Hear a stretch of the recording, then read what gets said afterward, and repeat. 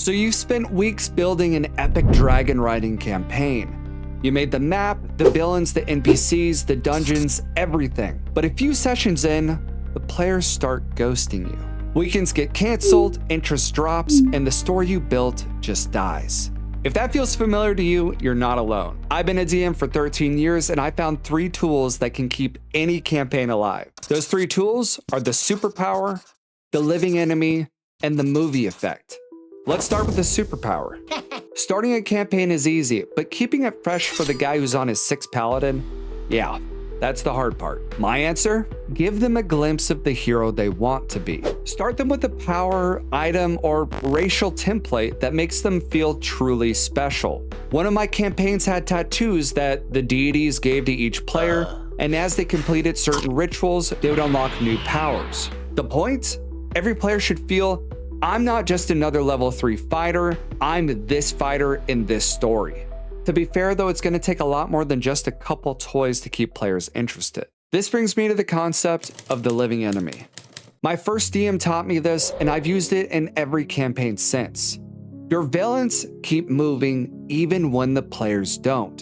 Your players will always derail the campaign. That's not a bug, that's just D&D. They're going to chase side quests, adopt NPCs, start businesses, rescue some genius kidnapped orphan. And suddenly, the main plot is on pause.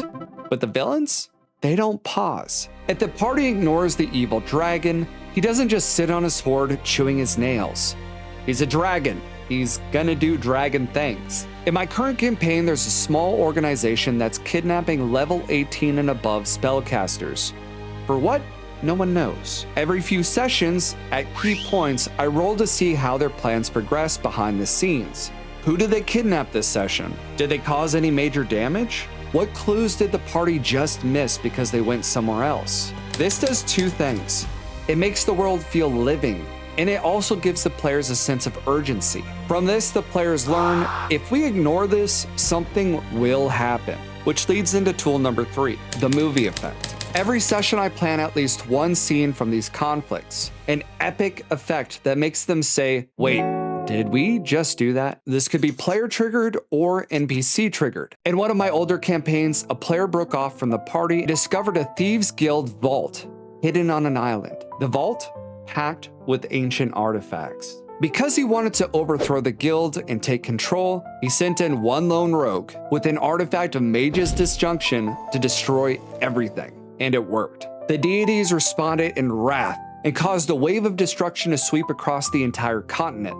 Thousands were killed, cities were destroyed, and players had to make saves to not be swept up in the destruction. All this from one decision. Not every scene needs to be world ending though, but it should show the players that this session made an impact. Now, my goal in applying all this, every session I want my players to pivot slightly. They should feel invested, but ask, what is the purpose of my power in this world? They should feel curious, but ask, what will happen if I ignore this? They should feel challenged and ask, what am I witnessing? If your campaign makes players ask these questions, they're gonna start making critical decisions. They might even argue or scheme and grow together. And most importantly, they're gonna help you build a story that none of you could have built alone.